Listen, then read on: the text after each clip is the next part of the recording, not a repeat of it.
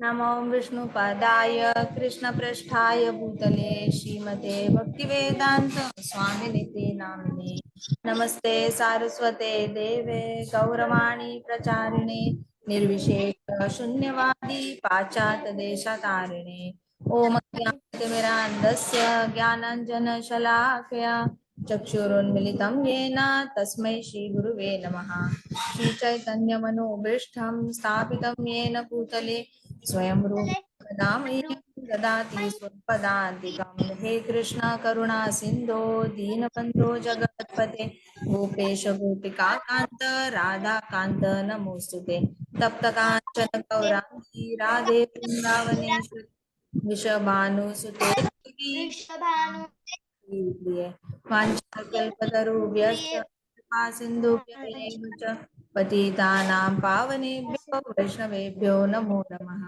जय श्री कृष्ण चैतन्य प्रभु नित्यानंद श्री अद्वैत गदाधर शिवासादि गौर भक्तवृंदा हरे कृष्णा कृष्णा कृष्णा हरे हरे हरे राम राम राम हरे हरे ओम हरे भगवते ओम वासुदेवाय ओम देवाय ओम भगवते नमो वासुदेवाय ओम ओम नमो भगवते वासुदेवाय नारायणं नमस्कृत्यं नरं चैव नरोत्तमं देवीं सरस्वतीं व्यासं ततो जयम् उदीरये नष्टप्रायेषु भद्रेषु नित्यं भागवत सेवया भगवती भगवते भगवती करोति वाचालं पङ्गुं लङ्घायते गिरिं यत्कृपाम् अहं वन्दे श्रीगुरुदीनतारणं हरे कृष्णा कृष्णा कृष्णा हरे हरे हरे राम राम राम हरे हरे हरे कृष्णा माता जी। हरे कृष्णा। आज हम फर्स्ट चैप्टर भगवत गीता का फर्स्ट श्लोक करेंगे। फाइनली हमारी भगवत गीता का फर्स्ट श्लोक स्टार्ट हो गया। ऑलराइट, फर्स्ट चैप्टर का। तो धृतराष्ट्र सबसे पहला श्लोक गाते हैं, ठीक है। तो भगवत गीता में सबसे पहले अगर किसी का श्लोक आता है तो वो किसका श्लोक है? धृतराष्ट्र का। धृतराष्ट्र कौन थे? धृतराष्ट्र हस्तिनापुर के राजा थे, ऑफिशिएटिंग राजा थे, एक्चुअल राजा नहीं थे। एक्चुअल राजा तो पांडु थे।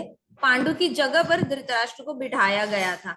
तो धृतराष्ट्र ब्लाइंड थे और आइडियली एक ब्लाइंड राजा नहीं हो सकता, लेकिन कोई था नहीं। जब तक बच्चे बड़े नहीं होते पांडु के, तब तक धृतराष्ट्र को बिठाया गया था उस सिंहासन पर। बड़े होने के बाद, युधिष्ठिर बड़े होने के बाद धृतराष्ट्र को सिंहासन गिव अप करना था। गिव अप दे देना था युधिष्ठिर को, खुद से खुशी से दे देना चाहिए था। लेकिन धृतराष्ट्र के नाम का मतलब ही क्या है? धृत राष्ट्र। धृत मतलब पकड़ना और राष्ट्र मतलब कंट्री। तो धृत राष्ट्र का मतलब क्या? कंट्री को पकड़ के बैठना किंगडम पकड़ के बैठना। तो धृतराष्ट्र, तो धृतराष्ट्र ने किंगडम को पकड़ के बैठा था, जकड़ के। और जैसे अजगर अपनी इसको प्रे को नहीं छूता ना, वैसे धृतराष्ट्र ने ऐसे किंगडम को पकड़ के बैठा था कि वो दे जबकि उसका वो था भी नहीं। वो दूसरा भाई है पांडु, उसका किंगडम था। ऑफिशियली भी देखा जाए तो युधिष्ठिर जन्मे थे, दुर्योधन से पहले भी जन्मे थे। तो युधिष्ठिर महाराज के पास हस्तिनापुर का सिंहासन जाना चाहिए, लेकिन नहीं, धृतराष्ट्र को नहीं देना था। इसलिए फिर ये कुरुक्षेत्र युद्ध हुआ, ठीक है। तो ये कुरुक्षेत्र युद्ध का पूरा बैटल फील्ड है जहां पे भगवत गीता बोली, कृष्णा ने बोली है भगवत गीता। तो हिस्टोरिकल बैकग्राउंड कुछ ऐसा है कि 5,000 साल पहले, 5,000 years अगो, जितने भी कुरु थे ना, कुरु पूरी पृथ्वी के रूल थे। कुरु मतलब डायनेस्टी होती है ना, डायनेस्टी मतलब जैसे फैमिलीज, कई सारी फैमिली रूल करते हुए आती है। तो कुरु डायनेस्टी रूल करती थी पूरे वर्ल्ड को, ठीक है। अब आप सोचो कि माता जी, कुरु तो सिर्फ हस्तिनापुर को रूल करते थे, मगध को तो कोई और रूल करता था, बाकी कंट्रीज को कोई और रूल करता था। ऐसा नहीं होता। कुरु डायनेस्टी ऐसी थी, भले ही कंट्रीज अलग अलग थे, लेकिन वो कंट्रीज इनके अंडर इनकी बात मानते थे। तो इसको कहते हैं पूरे वर्ल्ड को रूल करना। आ रही है बात समझ में? जो कंट्री सबसे पावरफुल होगी और बाकी कंट्रीज उसकी बात मानेंगी, तो वो कंट्री ऑटोमेटिकली पूरे वर्ल्ड को रूल करती है। Everybody with me? तो वैसे ही कुरु डायनेस्टी पूरे वर्ल्ड को रूल करती थी और बाकी राजा इन लोगों की बात मानते थे। तो कुरु डायनेस्टी 5000 ईयर्स पहले। तो धृतराष्ट्र वो ऐसे अंधे थे और अंधे होने की वजह से उनको राष्ट्र पे के सिंहासन पर बैठना सही नहीं था, क्योंकि राजा ही अंधा होगा तो प्रजा अंधी ही निकलती है। मतलब क्या, राजा को प्रजा की गलतियां नहीं दिखती। फिर जो जस्टिस होना चाहिए ना, न्याय होना चाहिए, वो न्याय नहीं होता, क्योंकि राजा हमेशा किसी और पे डिपेंड रहेगा। सामने वाला जो सच बताएगा उसके सच्चाई पे डिपेंड रहना पड़ता है राजा को, वो खुद सच देख नहीं सकता अपने आंखों से। इसलिए किसी भी अपंग राजा को ऐसे बिठाया नहीं जाता सिंहासन पर। ब्लाइंड था, इसलिए उसका छोटा भाई पांडु जो है उसको बिठाया गया सिंहासन पर। लेकिन पांडु बहुत ज्यादा, धृतराष्ट्र ने जब थ्रोन लिया तो पांडु पास तब क्या हो गया कि पांडु मर गया, पांडु का देहांत हो गया। और पांडु सबसे पहला बेटा कौन था? युधिष्ठिर था। दूसरा बेटा कौन था? भीम। तीसरा बेटा कौन था? अर्जुन। चौथा बेटा नकुल, फिर नकुल। सहदेव, है ना? तो 5 बेटे थे पांडु के, और उसमें से युधिष्ठिर बड़ा था। दुर्योधन जो है धृतराष्ट्र को बाद में बेटा हुआ, लेकिन सबसे बड़ा बेटा था युधिष्ठिर।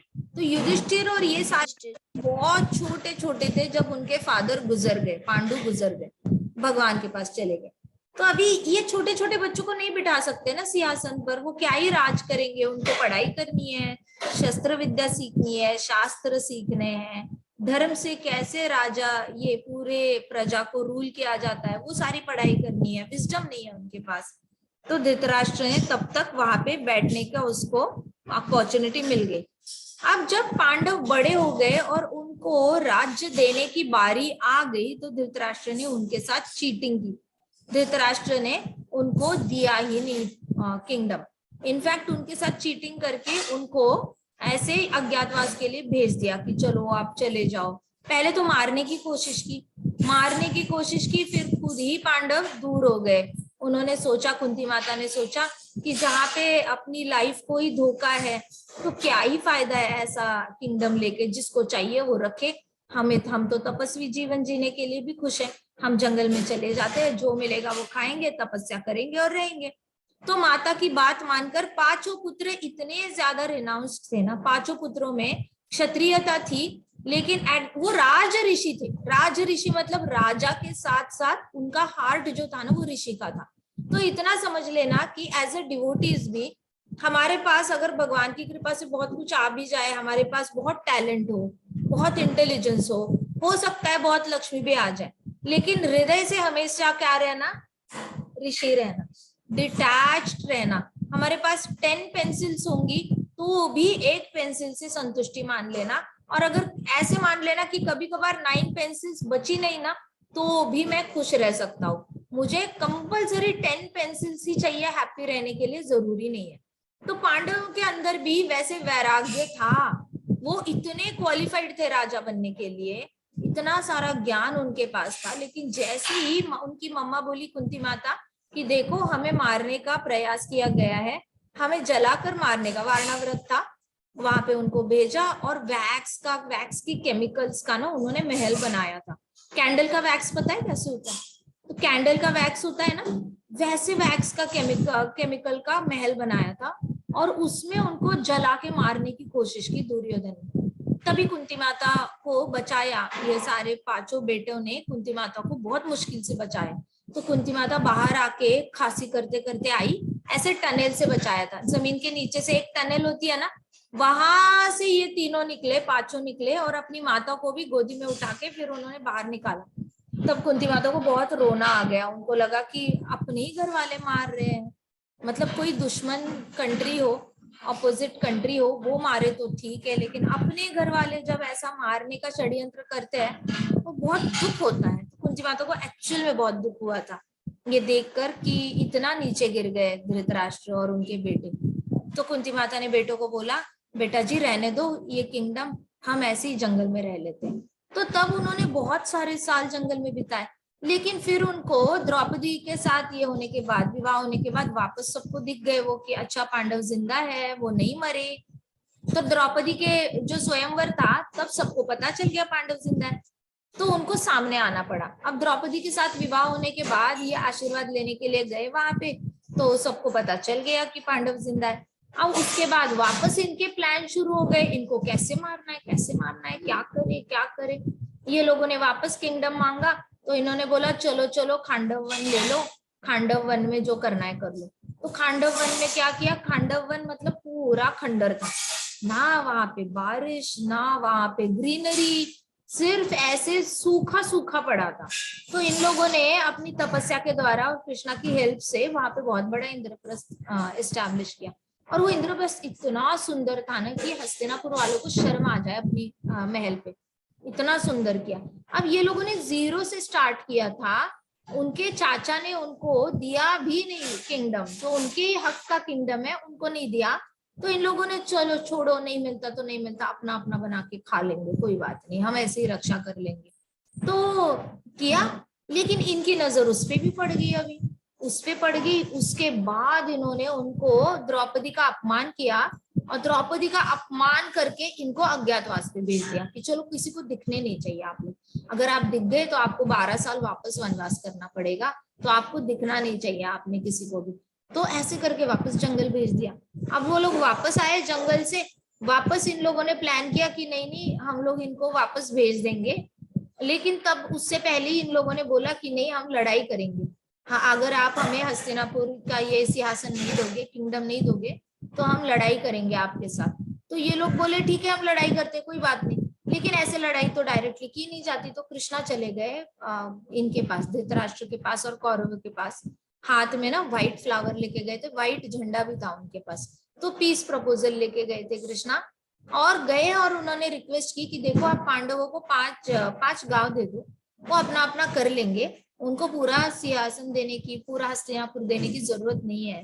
लेकिन दुर्योधन के अंदर ना इनसिक्योरिटी थी। दुर्योधन कौन, धृतराष्ट्र का बड़ा बेटा। तो दुर्योधन के अंदर इनसिक्योरिटी थी कि पांडव तो बड़े टैलेंटेड है, इनको 5 गांव दे दो, 5 गांव से वो 5 राज्यों में कब कन्वर्ट हो जाएगा कुछ पता नहीं। इनके तो ये तो स्वभाव से भी बड़े सत्वगुणी है, सात्विक है। आसपास के कंट्रीज के राजा इनके साथ फ्रेंडशिप करना चाहेंगे, वो खुद ही इनके शरण चले जाएंगे। उसके ऊपर अगर युधिष्ठिर महाराज ने अश्वमेध यज्ञ कर लिया तो हमें भी उनके सामने नमन करना पड़ेगा, क्योंकि हम हरा नहीं सकते उनको डायरेक्टली। तो इसलिए दुर्योधन ने सोचा नहीं, इनको गलती से भी छोटा सा छोटा राजा भी नहीं बनाना है, एक गांव का भी राजा नहीं बनाना मैंने, एक गांव छोड़ो एक फैमिली का भी राजा नहीं बनने दूंगा मैं इनको। ऐसे करके दुर्योधन ने कृष्णा का पीस प्रपोजल जो है वो ठुकराया। फिर कृष्णा बोले चलो कोई ऑप्शन नहीं बचता, हम करते हैं लड़ाई करते हैं, इन पे चढ़ के जाते हैं और लड़ाई करते हैं। तो कृष्णा ने तो अपनी तरफ से पूरा फॉर्मेलिटी जो होती है ना युद्ध को रोकने की, वो पूरी की थी। तो जो ये लोग बाकी लोगों में, बाकी कंट्रीज में, कभी कभी इंडिया में भी कुछ लोग केस कर देते हैं और कहते हैं ना कि भगवत गीता नहीं पढ़नी चाहिए, Bhagavad Gita is a book of fights, it is a book of quarrel. कैसे बुक ऑफ क्वारल है? उससे पहले की हिस्ट्री तो आप लोगों को पता ही नहीं है कि कितना कुछ करने के बाद युद्ध तक बात पहुंची थी, किसी को इंटरेस्ट नहीं था युद्ध करने में, लेकिन इन लोगों ने कोई ऑप्शन ही नहीं छोड़ा था। और युद्ध क्यों करना पड़ा ये भी टुडे वी विल क्लियर, ताकि कोई भी आगे से भगवत गीता पे उंगली उठाकर ना बोले कि भगवत गीता एक ऐसा ग्रंथ है जो लड़ाई करवाता है। नेवर एवर, भगवत गीता लड़ाई करा ही नहीं सकती। भगवत गीता आपको न्याय दिलाती है, लड़ाई नहीं करवाती कभी, ठीक है। तो धृतराष्ट्र ने जब ये किया, हमने देखा, तो कौरव बहुत अटैच थे अपने इससे, थ्रोन से अटैच थे। तो कृष्णा चीफ पीस मिशन लेके गए, लेकिन उसको भी उन्होंने मना किया। अब कृष्णा ने वहां पे ना दुर्योधन को अपना विराट रूप भी दिखाया। विराट रूप मतलब कितना बड़ा रूप, जिसमें करोड़ों करोड़ों सूरज दिखते हैं, करोड़ों करोड़ों मून्स दिखते हैं, करोड़ों करोड़ों सारे देवी देवता दिखते हैं। इतना बड़ा विराट रूप कि आप मतलब एक बड़े से प्लैनेटोरियम में बैठोगे ना, और वो प्लैनेटोरियम 500 एकड़ जमीन ऐसे कवर करने वाला भी होगा। आपने ऊपर देखा आपकी आंखें यहाँ से यहाँ ऐसे घूम रही है, फिर भी आप कवर नहीं कर पा रहे हो प्लैनेटोरियम, उससे भी बड़ा विराट रूप होता है, उससे भी बड़ा, आपकी आंखों से देखने के लिए मुश्किल हो जाए। ऐसे विराट रूप कृष्णा ने दुर्योधन को दिखाया, और दुर्योधन को दृष्टि भी दी कि देख भाई, क्योंकि कृष्णा का विराट रूप देखना पॉसिबल नहीं। आप सन को देख सकते हो क्या नेकेड आइज से? नहीं देख सकते ना। आप सन को देखने लग जाओगे, आंखों में जलन हो जाएगी, धीरे धीरे आपकी आंखें ऐसे मीचेंगी। तो वे वो वाली आंखें भी थी कृष्णा ने कि ले भाई तू देख ले और तू एक्सेप्ट कर कि I am supreme personality of godhead. लेकिन ना, दुर्योधन की आंखों पे तो मानो अंधत्व की पट्टी बंधी है, इतना ज्यादा अंधा था ना वो अपने माया में।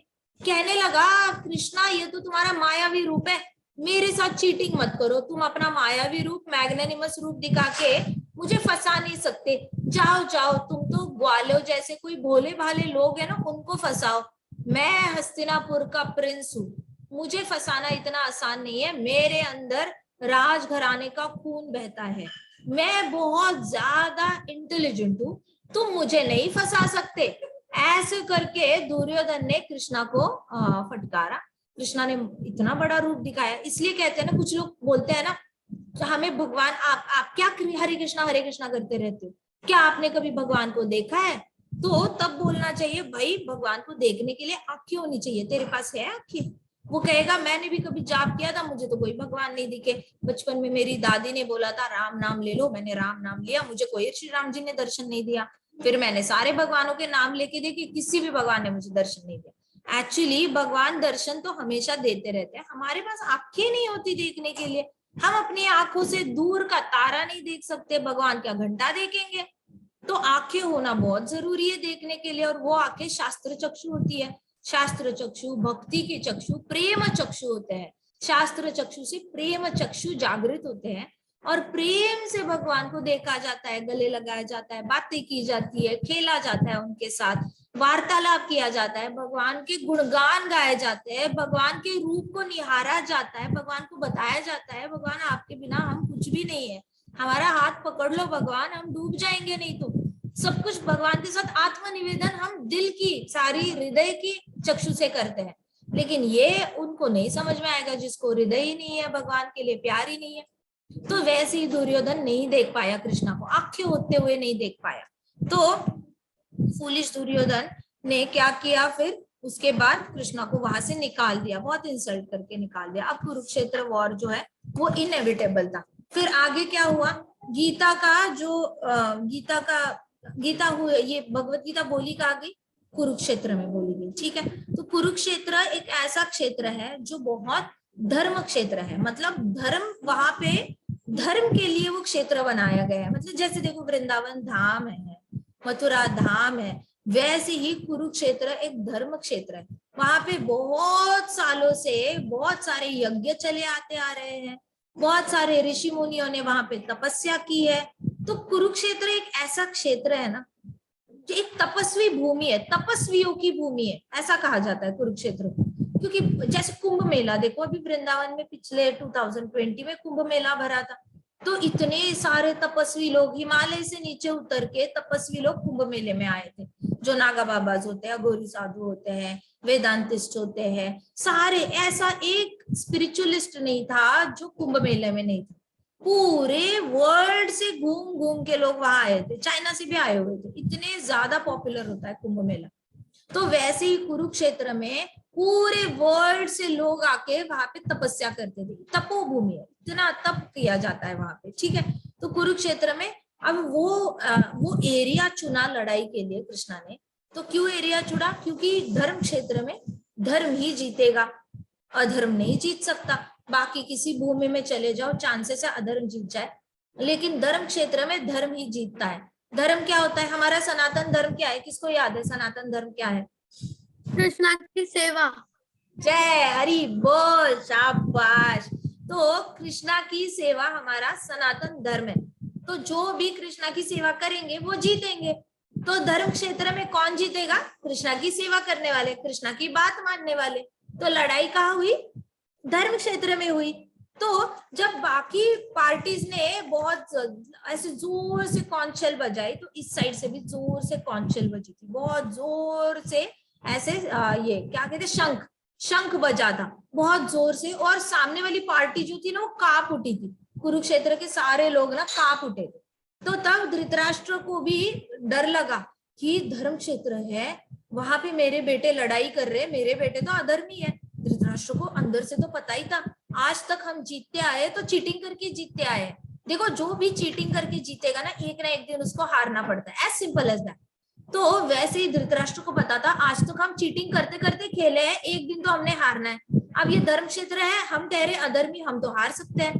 तो धृतराष्ट्र ने फिर संजय को क्या पूछा, धृतराष्ट्र उवाच गाव, धृतराष्ट्र उवाच, धृतराष्ट्र उवाच धर्म क्षेत्रे कुरुक्षेत्रे धर्मक्षेत्रे समवेतायुयुत्सवा समवेतायुयुत्सवा मामका पाण्डवाश्चैव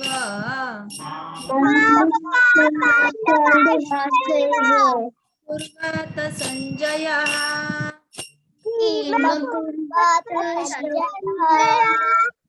धर्म क्षेत्र, धृतराष्ट्र क्या कह रहे हैं, धर्म क्षेत्रे कुरुक्षेत्रे, धृतराष्ट्र कहते हैं धर्म क्षेत्र जहाँ पे धर्म फॉलो होता है, प्लेस ऑफ पिलग्रिम, जहाँ यात्राएं भरती है, लोग आके भक्ति भाव से कुछ पूजा करते हैं, ये धर्म क्षेत्र कुरुक्षेत्र है। तो इसको कुरुक्षेत्र कहा गया है। समवेतायुयुत्सवा, समवेत मतलब सब इकट्ठे, बोलो सब लोग, समवेत मतलब सब लोग इकट्ठे, सब लोग इकट्ठे, युयुत्सवा डिजायरिंग टू फाइट, सब इकट्ठे किसलिए आए हैं, युयुत्सवा, युयुत्सवा, युयुत्सवा मतलब इच्छा किसकी, युद्ध की, युयुत्सवाहा, डिजायरिंग टू फाइट, युयुत्सवा मतलब डिजायरिंग टू फाइट। है ना। ये श्लोक खुला है सबके भगवत गीता में, ये वाला यहाँ लिखा है देखो, युत्सवा डिजायरिंग टू फाइट, है ना, गुड।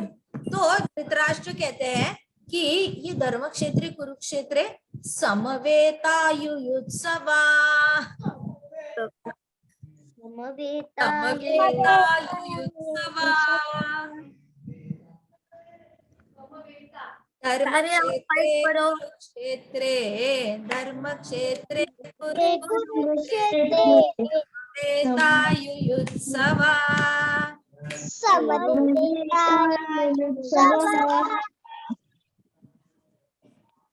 धर्म क्षेत्रे कुरुक्षेत्रे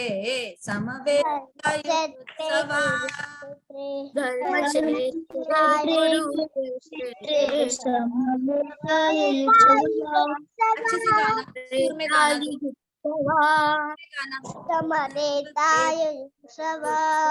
रिदम में गाना, देखो, धर्म क्षेत्रे कुरुक्षेत्रे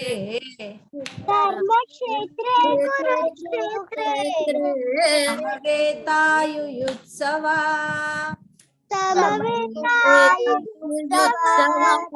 धर्म क्षेत्रे कुरुक्षेत्रे समवेतायुयुत्सवा।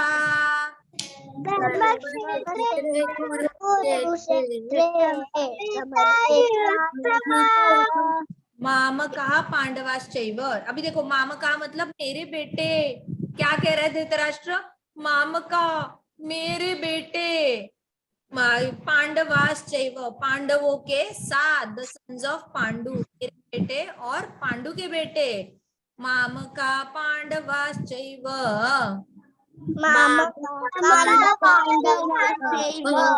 मतलब मेरे बेटे, मामा का मतलब मेरे बेटे, पांडवस मतलब पांडु के बेटे, चैव मतलब उनके साथ, गॉट इट, मामा कहा पांडवास चैव,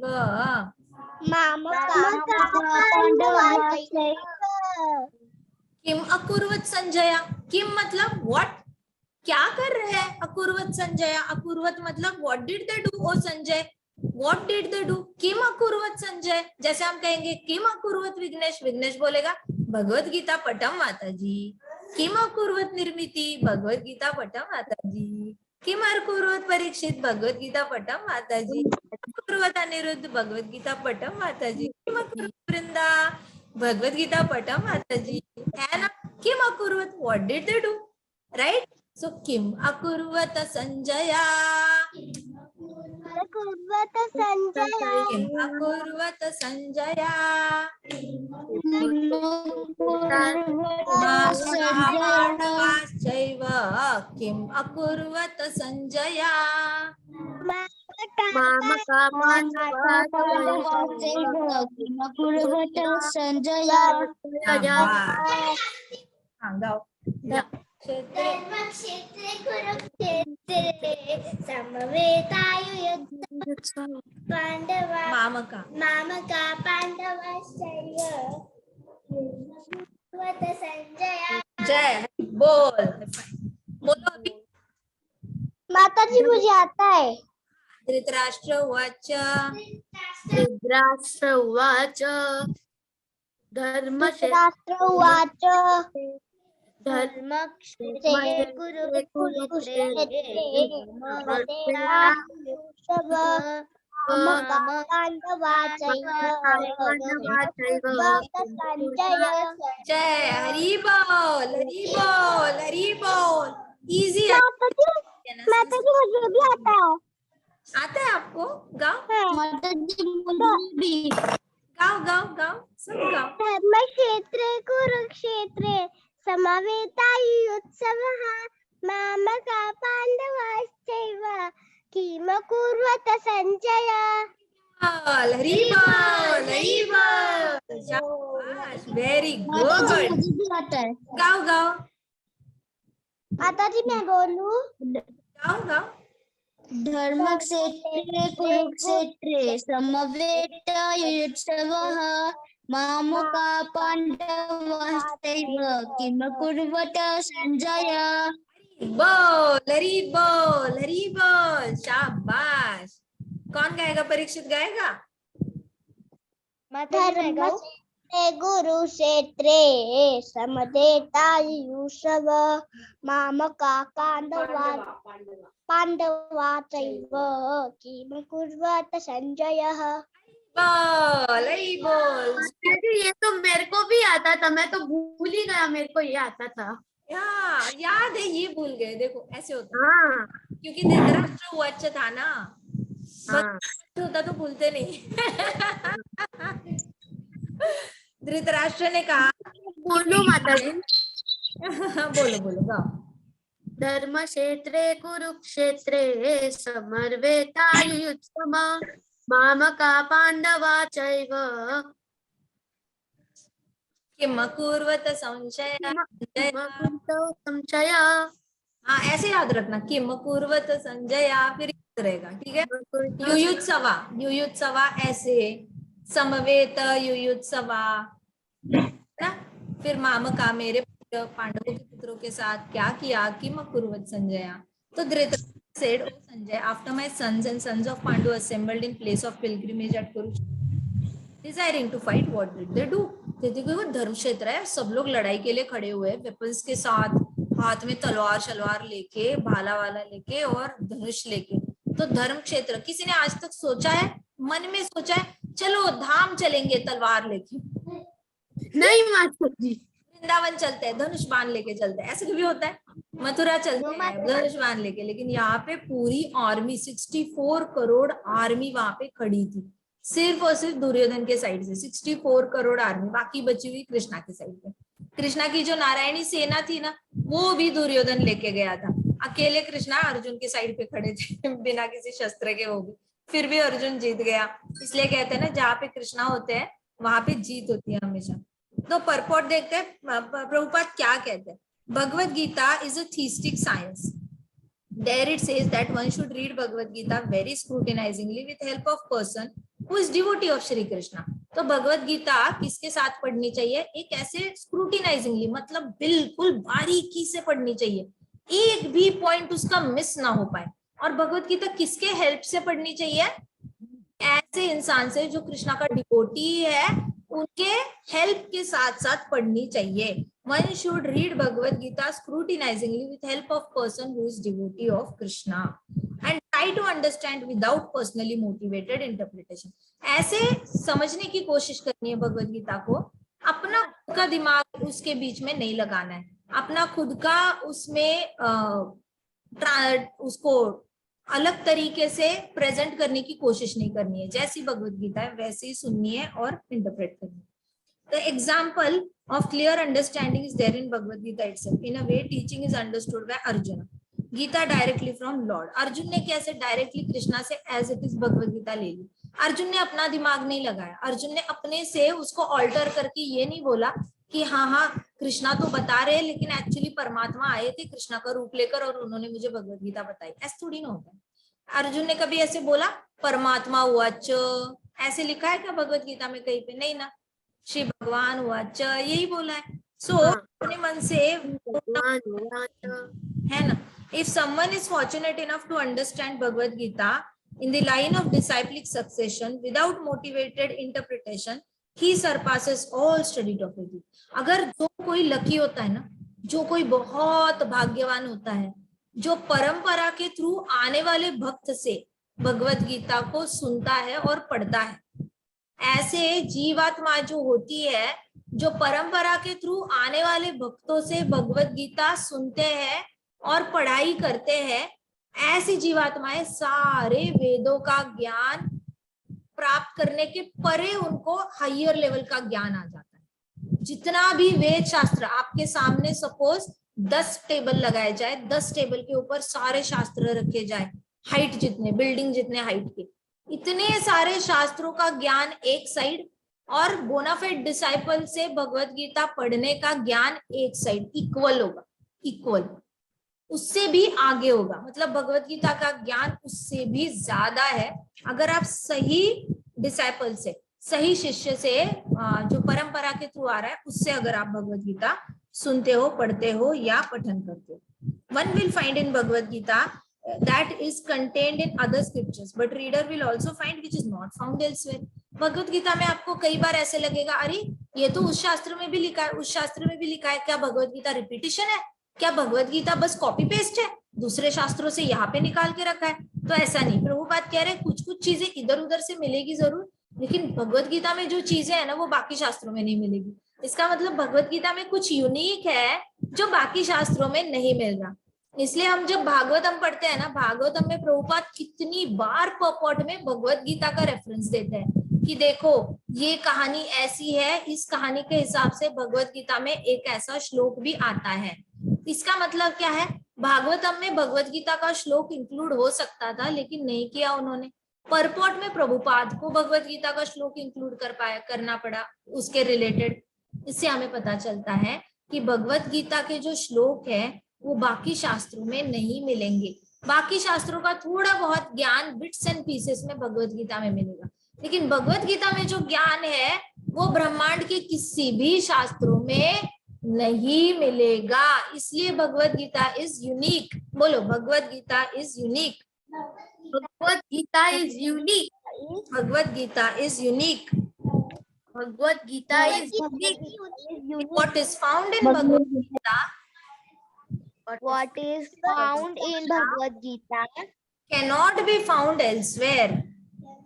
Cannot be found anywhere.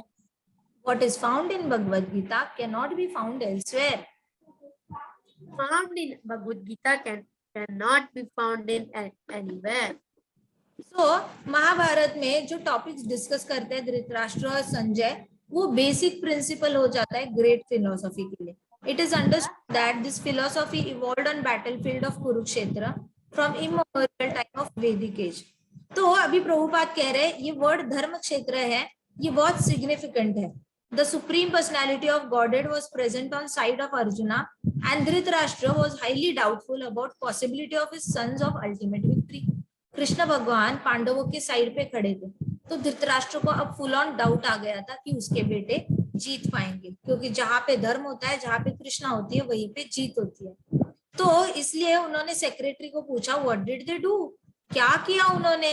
He was confident that both his sons and sons of his younger brother Pandu were assembled to determinedly engage in the war. तो अभी धृतराष्ट्र को ये कॉन्फिडेंस हो चुका था कि अब ये युद्ध रुक नहीं सकता, क्योंकि भगवान भी वहां पे आके विटनेस खड़े हो गए हैं.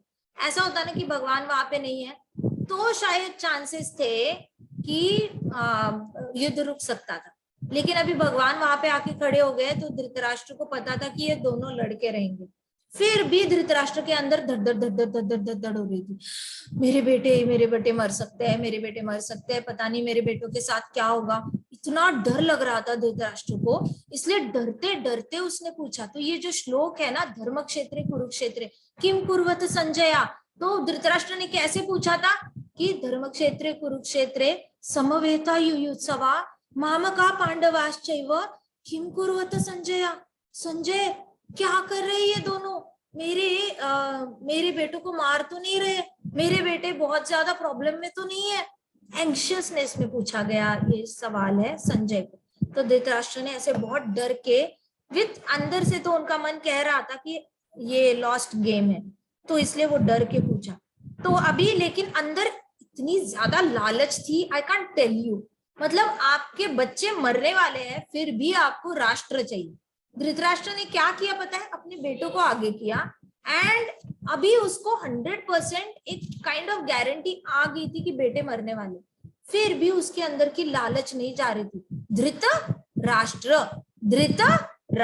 राष्ट्र को पकड़ने की लालसा जा नहीं रही थी। तो धृतराष्ट्र को ये क्वेश्चन पूछते वक्त बैक ऑफ द माइंड क्या थॉट था पता है, कहता, वो सोचता कि मेरे बेटे तो मुझे पता नहीं जिंदा रहेंगे या नहीं रहेंगे, लेकिन मुझे इतना चाहिए कि ये राज्य हमें मिले। मतलब लड़ाई करके मरे, जीत के चाहे मरे, लेकिन ये राज्य मेरे पास आना चाहिए। तो इस तरीके से अल्टीमेटली ये तो ऐसे हुआ ना, राजा ने पूरे अपनी सेना को आगे भेज दिया लड़ाई करने के लिए, सेना जीत के आ गई और राजा पार्टी कर रहा है कि हम जीत गए।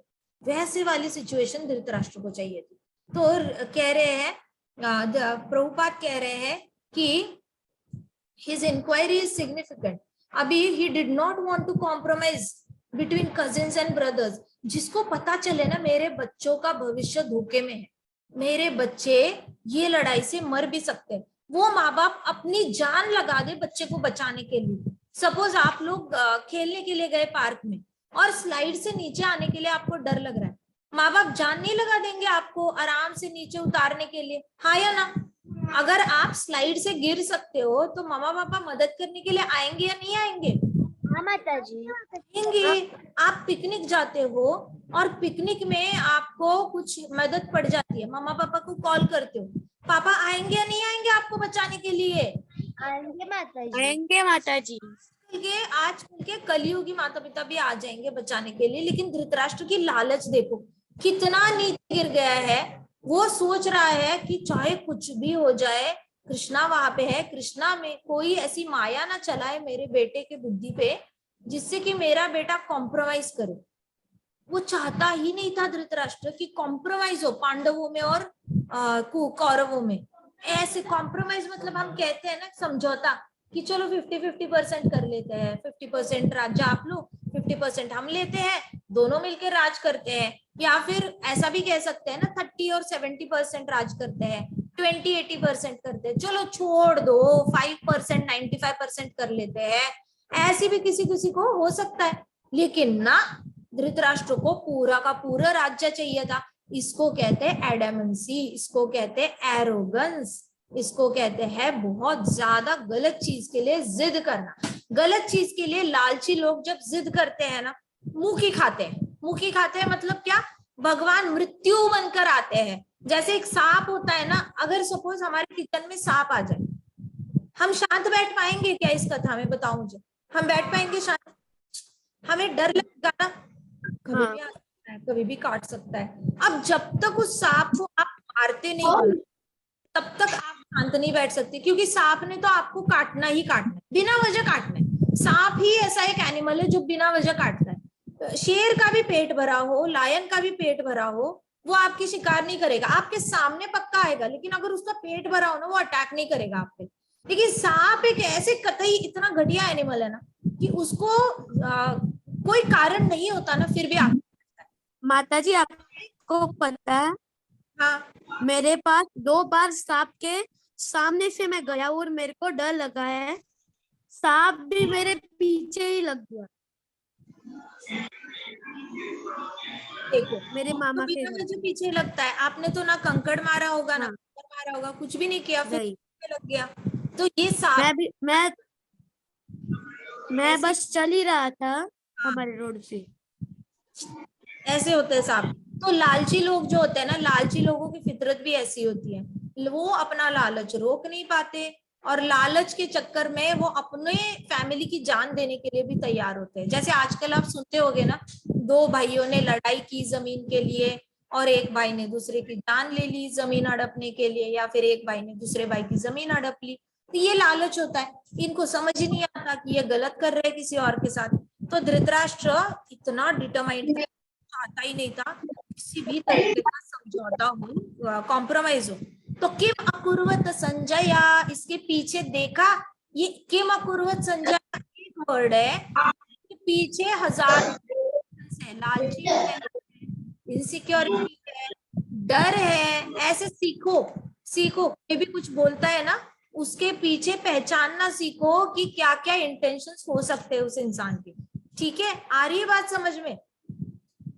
हाँ माता जी। किम अकुर्वत संजय, किम अकुर्वत संजय से क्या क्या पता चला?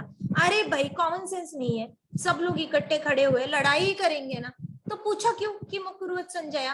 इसलिए पूछा क्योंकि समझौता ना हो जाए, इसलिए पूछा कि बेटे मर ना जाए, कि डर भी है, साथ साथ समझौता ना हो जाए, हाथ से राज्य ना चला जाए, इनसिक्योरिटी भी है। समझ में आ रहा है किम अकुर्वत संजय के पीछे का अर्थ? सबको याद रहेगा?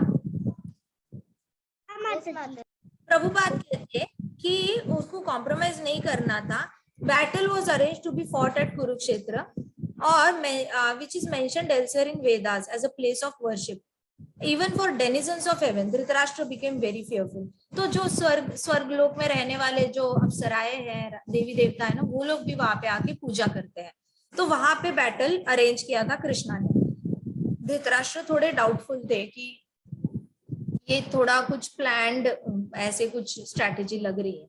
तो Dhritarashtra became very fearful about the influence of holy place on the outcome of battle.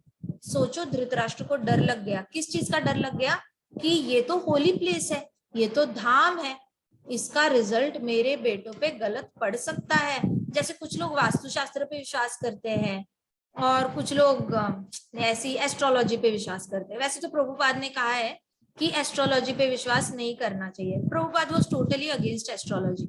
एक बार कोई एक आदमी आया प्रभुपाद के पास और उसने बोला, प्रभुपाद देखो मेरी लाइफ लाइन ऐसे बीच में ही कटी हुई है, मैं मरने वाला हूँ, मुझे हार्ट की बीमारी हो चुकी है, मुझे बताया गया है डॉक्टर ने कि आप कभी भी मर सकते हो। तो उसकी लाइफ लाइन सच में बीच में ही कटी थी। तो प्रभुपाद ने बोला, क्लैप क्लैप क्लैप से हरे कृष्णा कृष्णा कृष्णा हरे हरे, हरे राम राम राम हरे। और प्रभुपाद ने ये ऐसे ऐसे फिंगर्स रखे थे, हरे कृष्णा। इसलिए जब भी आप कीर्तन करते हो ना, ऐसे ऐसे क्लैप नहीं करना कभी। ये नॉर्मल आरतियों में करते हैं ना, ऐसे ऐसे ऐसे ऐसे लोग, ऐसे फॉर्मेलिटी के लिए ऐसे ऐसे ऐसे, ये वाला क्लैपिंग नहीं करना। जब भी आप विठल विठल विठल विठल, पांडुरंग पांडुरंग पांडुरंग पांडुरंग, हरि हरि हरि, हरे कृष्णा, ऑलवेज क्लिप। प्रभुपाद ने सिखाया है क्लैप कैसे करना है, प्रभुपाद ने सिखाया है ना क्लैप कैसे करना है, हमने बिल्कुल वैसे करना है। ठीक है, हरे कृष्णा कृष्णा कृष्णा हरे हरे, हरे राम राम राम हरे हरे। जितना जोर से क्लैप कर सकते हो ना कीर्तन में, उतने जोर से क्लैप करो, जितना जोर से। आपको ऐसे करना है, ऐसे करो, ऐसे करो, but let your fingers touch each other, let your palms touch each other. उनको ऐसे इंस्ट्रक्शन दी और वो प्रभु जी उसके बाद कीर्तन में क्लैप करते रहे। और माइंड यू, वो 40 साल और जिए। उनकी तो एस्ट्रोलॉजी के हिसाब से तो लाइन कट गई थी, कुंडली के हिसाब से भी वो जीने नहीं वाले थे, लेकिन उनकी कुंडली और उनके हस्त रेशा जो भी था वो बदल दिया या नहीं दिया प्रभुपाद ने हरे कृष्णा महामंत्र से? तो डिवोटी के ऊपर कभी कुंडली काम नहीं करती, डिवोटी के ऊपर कभी भी किसी भी तरीके की एस्ट्रोलॉजी काम नहीं करती। तो आप पे से होके एस्ट्रोलॉजर के पास जाके कुछ ऐसे क्वेश्चन मत पूछना जिससे जवाब सुनकर आपको बुरा लगे कि हाय वो एस्ट्रोलॉजर ने ऐसे बोला है, अब ऐसे ही होगा, अब क्या होगा। फिर कुछ लोग रोते रहते हैं, कुछ लोग नया नया एस्ट्रोलॉजी सीखते हैं, आते हैं और बताते हैं, मैंने बुक में ये पढ़ा है, देखो जी आपकी लाइफ में ऐसा होगा, आपके नसीब में बंगला नहीं है, आपके नसीब में आपके बच्चों की शादी नहीं है, आपके नसीब में बहुत बीमारी है, आपकी बेटी की शादी होने से पहले आपका देहांत हो जाएगा। ऐसी कुछ मनगढ़ंत कहानियां बता के जाते हैं, जबकि भक्तों के ऊपर तो ये एक्ट ही नहीं होता। भक्तों के ऊपर ये एक्ट हमारे महाराज हिज होलीनेस महाविष्णु गोसाई महाराज 91 इयर्स तक जिए थे। 91 इयर्स तक कैसे जिए? उनके तो पाँव में बहुत बड़ी प्रॉब्लम थी, 45-50 में ही उनके पाँव में बहुत बड़ी प्रॉब्लम आ गई थी, फिर भी वो 91 इयर्स तक बहुत हेल्दीली जिए, कोई प्रॉब्लम नहीं आई। डाइट का कोई रेगुलेशन नहीं था, ना डायबिटीज था, ना ब्लड प्रेशर था, ना हार्ट की बीमारी थी। कैसे हुआ? भागवतम और हरि नाम से हुआ या नहीं हुआ? यस और नो? मैक्सिमम भक्तों को पूछना, 10-20 साल जो भक्ति में है उनको पूछना, आपकी कुंडली में लिखा गया सब सच निकला क्या? वो बोलेंगे वही तो हम सोचते, हमारी कुंडली में ये लिखा था, हमने तो जाप करते गए हम भूल ही गए, 20 साल बाद कुंडली खोल के देखी तो उसमें से कुछ भी सच नहीं निकला। ऐसे होता है। तो धृतराष्ट्र का क्या हुआ था ना, वो इन सब चीजों पे विश्वास करता था, और धृतराष्ट्र ने क्या किया, अब धृतराष्ट्र को लगा कि ये जो धर्म क्षेत्र है ना, इस पे होली प्लेस है, इस होली प्लेस का मुझे डर लग रहा है, इस धाम का, क्योंकि ये धाम लड़ाई के लिए बुरा है, ये धाम धर्म वालों को जीत देगा, अधर्मियों को मार डालेगा। तो इन्फ्लुएंस का उसको डर लग रहा था, बहुत डर गया था। संजय व्यासदेव भगवान का स्टूडेंट था, इसलिए व्यासदेव जी की कृपा से संजय को एक ऐसी दृष्टि दी थी जिससे कि वो यहाँ बैठे बैठे कुरुक्षेत्र युद्ध दिख सकता है। ठीक है, जैसे आप टीवी के सामने बैठे बैठे जो मुंबई में शूटिंग हो रही है वो भी देख सकते हो, अमेरिका में जो शूटिंग हो रही है वो भी देख सकते हो, हाँ या ना? वैसे ही संजय को एक ऐसी दृष्टि दी थी कि वो धृतराष्ट्र के साइड में बैठकर भी वो पूरा युद्ध देख पाएगा और लाइव टेलीकास्ट बता पाएगा, धृतराष्ट्र को रनिंग कमेंट्री देगा। देखो अब इसने इसको घुसा मारा, इसने इसको ये मारा, वो मारा, ये मर गया, वो मर गया, पूरा दूर का दर्शन कराया उसने, संजय ने। तो Dhritarashtra asked him about situation battlefield. Both Pandavas and sons of Dhritarashtra belong to same family, but Dhritarashtra's mind is disclosed here. देखो एक ही परिवार के दोनों बेटे हैं, एक ही परिवार का धृतराष्ट्र, एक ही परिवार का पांडु, एक ही परिवार का धृतराष्ट्र, उसी परिवार में पांडव जो इतने सत्व गुण के परे है, सत विवेक बुद्धि है, भक्ति भाव है भगवान के लिए। और धृतराष्ट्र की बुद्धि देखो, चाहे कुछ हो जाए, मेरे बेटे मरे तो भी चलेगा, लेकिन समझौता नहीं होना चाहिए। कितनी स्वार्थी बुद्धि है, ना वो अपनों का हो सका ना किसी और का। जो अपनों का नहीं हो सका वो भगवान का क्या होगा बताओ? जो अपने बेटों का भला नहीं देख सकता, उसको तो बेटा राजा बने इसलिए चाहिए था ताकि उसको उस बड़े से महल में बहुत इज्जत के साथ बैठने को मिले और सब उसकी हांजी हांजी करे, ढेर सारी दासियां आके उसकी सेवा करे, उसको जितना खाना है वो खा पाए, जब मर्जी चाहे तब सो के उठे, जब मर्जी चाहे सोए, उसको तो बस आलीशान लग्जरियस चाहिए था। तो ये होती है लालची बुद्धि। तो धृतराष्ट्र ने अभी यहाँ पे प्रभुपाद बोल रहे, देखो एक ही परिवार के बेटे हैं, लेकिन सोच देखो कितनी गिरी हुई है।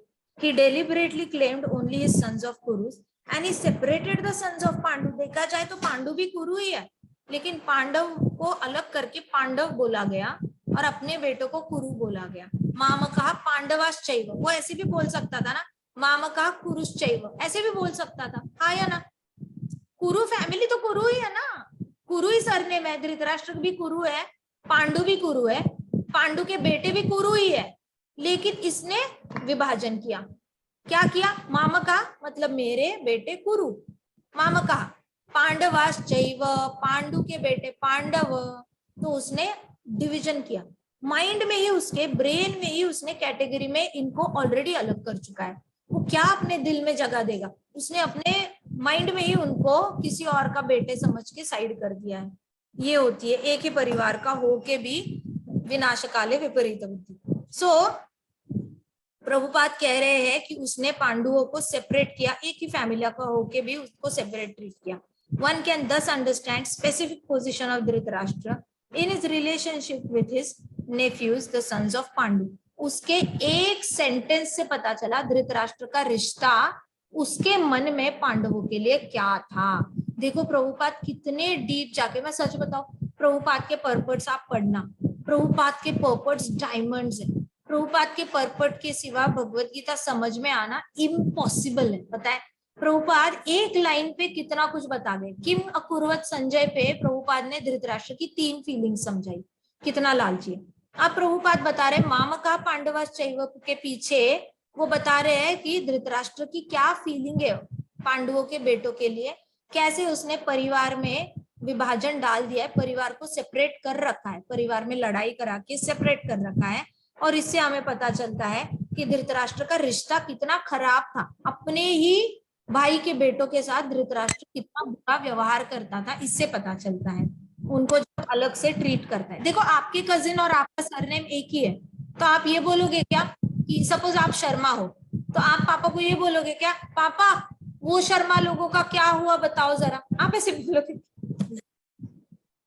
नहीं ना, आप दोनों भी शर्मा हो, आपके कजिन भी शर्मा है, आप भी शर्मा हो, तो आप ये बोलोगे वो उन शर्माओं का क्या हुआ बताओ, पता तो करके आओ जरा, ऐसे नहीं बोलोगे ना, आप सब लोग एक ही फैमिली के हो।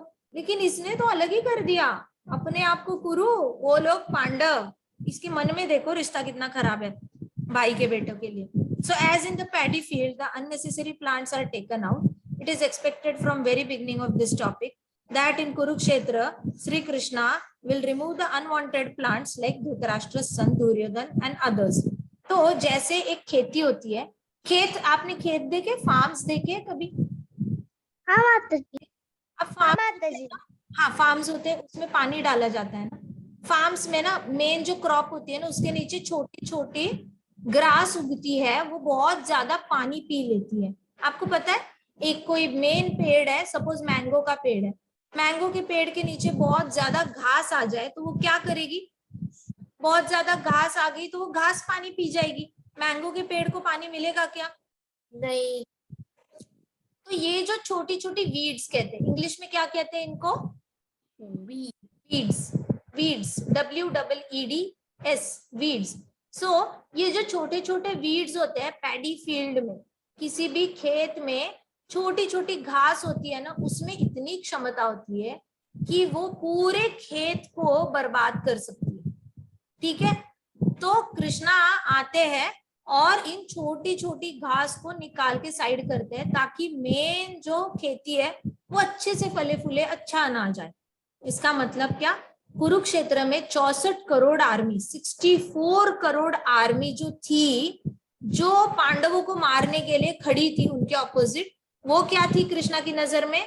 वो सारी घास थी। और इन घास को निकाले बिना हमारा जो किंगडम था, पृथ्वी जो थी, वो क्लीन नहीं होने वाली थी। इन लोगों ने पूरी मतलब एनर्जी जो भी जरूरत होती है ना, वो सारी खा चुके थे ये लोग, और अननेसेसरी बहुत ज्यादा अधर्म फैला रहे थे। तो इन लोगों को निकालने से, उखाड़ के फेंकने से क्या होगा, जो मेन जो खेती है ना, वो अच्छे से फलेगी फूलेगी। मतलब क्या, जो भी पांडवों की साइड में है, जो भी कृष्णा की साइड में है, अच्छे लोगों के अच्छे बच्चे पैदा होंगे, अच्छे बच्चों के और अच्छे बच्चे पैदा होंगे, अच्छे बच्चों के और अच्छे बच्चे पैदा होंगे, अच्छे अच्छे अच्छे अच्छे अच्छे, ऐसा करके पूरा जो अनाज आएगा ना, वो भक्ति भाव वाला, भगवान को शरण जाने वाला, सत्व गुण में रहने वाला, शास्त्र पढ़ने वाला, ऐसी सारी खेती आ जाएगी, प्रजनन होगा, ऐसी सारी जीवात्माएं अच्छी अच्छी आएंगी। और जो बुरी है उनको उखाड़ के फेंकने का काम कृष्ण करेंगे। तो प्रभुपाद कह रहे हैं कि जैसे पैडी फील्ड में हमें छोटी छोटी घास उखाड़ के फेंकना पड़ता है, उन पे हम दया नहीं दिखा सकते, नहीं तो हमारी खेत फसल पूरी खराब हो सकती है। वैसे ही कुरुक्षेत्र में जितने भी अधर्मी लोग थे पृथ्वी पे, वो सारे इकट्ठे हुए थे, उनको मारना अनिवार्य था, मतलब ऑप्शनल नहीं था, मैंडेटरी था। उनको मारने से ही साफ सफाई होती पूरे खेती की। पूरे पृथ्वी पे राम राज्य अगर होता ना, तो वो सिर्फ इन अधर्मियों को मारने से ही होता। इसलिए ये युद्ध कराया गया, कृष्णा ने ये युद्ध कराया।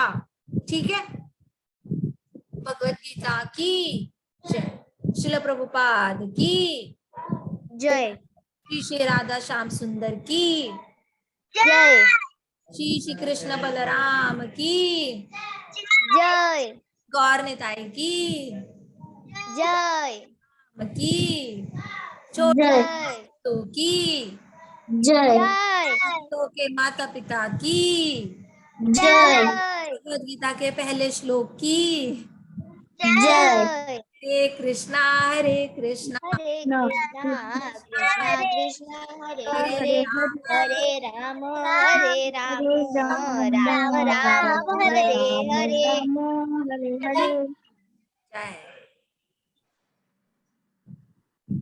Any questions?